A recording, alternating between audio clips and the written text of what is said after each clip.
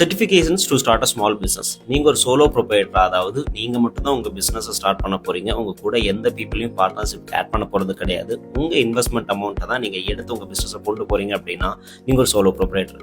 உங்களுக்கு எம்எஸ்எம்இ உதயம் ரெஜிஸ்ட்ரேஷன் இருந்தாலே போதும். இதை நீங்கள் இன்டர்நெட்டில் சர்ச் பண்ணுறது மூலியமாகவே கிடைக்கும்.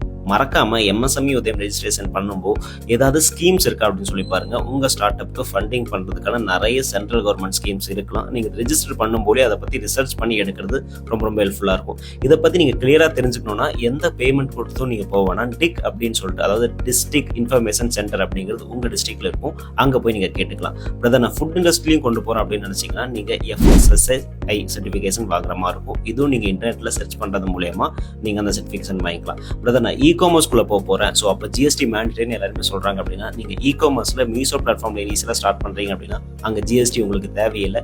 நீங்கள் யூஏஎன் நம்பர் வச்சு ஸ்டார்ட் பண்ணால் போதும். ஸோ ஆஸ் அ சோலோ ப்ரொப்ரைட்டராக இந்த 3 விஷயங்கள் நீங்கள் யூஸ் பண்ணி உங்களோட ஏதாவது ஸ்மால் ஸ்கேல் பிஸ்னஸை இனிஷியலாக ஸ்டார்ட் பண்ணலாம். அதுக்கப்புறமா உங்கள் business 10 lakhs to 20 lakh turn over ஆகுது அப்படிங்கிற பட்சத்துக்கு நீங்கள் ஜிஎஸ்டிக்குள்ளே மூவ் பண்ணலாம். இல்லை பிரதர், நான் பெரிய இன்வெஸ்ட்மெண்ட்ஸ் என் ஃப்ரெண்ட்ஸோட சேர்ந்து தான் பிஸ்னஸ் ஆரம்பிக்க போகிறேன் அப்படின்னு நினச்சிங்கன்னா நீங்கள் ஒரு நல்ல ஆடிட்டர்கிட்ட டிஸ்கஸ் பண்ணிவிட்டு நீங்கள் உங்களோட சர்டிஃபிகேஷன்ஸை கொண்டு போகிறது ரொம்ப பெஸ்ட்டான விஷயமா இருக்கும். உங்கள் பிஸ்னஸை சில மார்க்கெட்டிங் ஸ்ட்ராட்டஜிஸ் மூலியமாக டெவலப் பண்ணணும்னு நினச்சிங்கன்னா ஃபாலோ பண்ணிட்டு பிஸ்னஸ் அப்படிங்கிறது கமெண்ட் பண்ணுங்கள்.